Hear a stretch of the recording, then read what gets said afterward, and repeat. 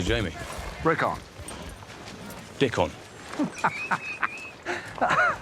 If you thought that the latest episode of Game of Thrones, The Spoils of War, felt a bit familiar, then you'd be right. It was packed to the rafters with references and callbacks to previous seasons. You can check out our full discussion and dissection of the episode on GameSpot of Thrones, but for the key throwbacks you can't afford to miss, then keep watching.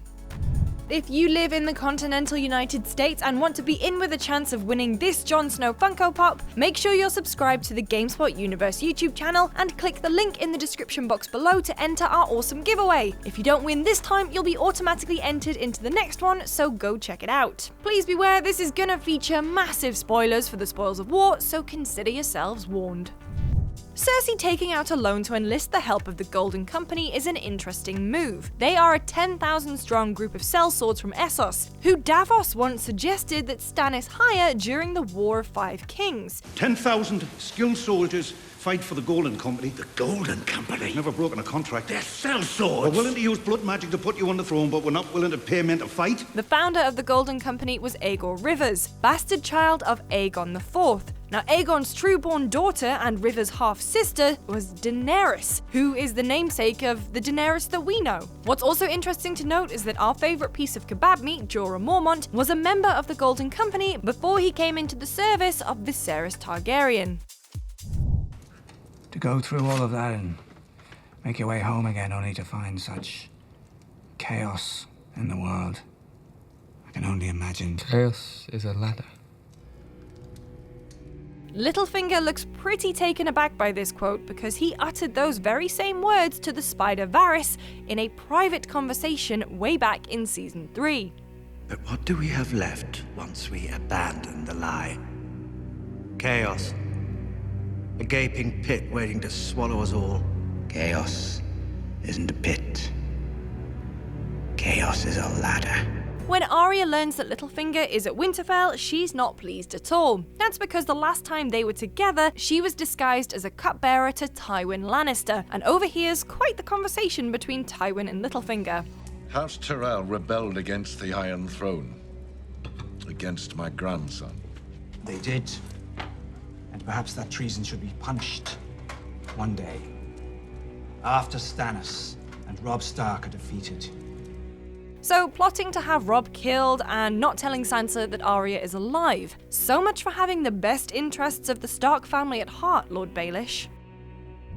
Arya trying to see her family only to be turned away by a couple of Jobsworth guards is definitely not a new thing either. And she's just as sassy about the whole thing as she was way back in Season 1. If you lay a hand on me, my father will have both your heads on spikes. Now, are you going to let me by, or do I need to smack you on the ear to help with your hearing? Now, the reason that Sansa and Arya reunite in the crypts beneath Winterfell is an important one. Despite passing like ships in the night for 6 seasons, the last time they were in the same location, even though they weren't really together, was at the Sept of Baelor, when Ned lost his head. When Jon shows Daenerys the Children of the Forest's cave paintings at Dragonstone, you might recognise the symbols from previous episodes. Now, this spiral we've seen multiple times before. In the aftermath of the Battle of the Fist of the First Men, the White Walkers rearranged the bodies of the dead horses into this shape. It also appears at the place where the Children of the Forest created the first White Walker. Now, this symbol we saw way back in the first episode of Game of Thrones, when Will the Ranger uncovered the bodies of wildlings who were ambushed by walkers, and then, again, the walkers rearranged their bodies into this shape. There's some really nice symmetry between the way that Daenerys tries to get Jon to bend the knee. Isn't their survival more important than your pride? And the way Jon tried to secure an alliance with Mance Rayder and the Free Folk. Isn't their survival more important than your pride? While sparring with Brienne, we can see the influence of Arya's previous teachers, the Waif, Syrio Forel, and Jaqen H'ghar. Who taught you how to do that? No one. It's also interesting that Sansa says before the Battle of the Bastards, "No one can protect me. No one can protect anyone." And while Sansa may not know it, we definitely know that Arya is that no one. Now, Stannis the Manus may no longer be with us, but his love of grammar lives on. And it's 4 less fingernails to clean. Fewer. Pardon? 4 fewer fingernails to clean. How many men do we have in the north to fight him? 10,000 less? Fewer. What?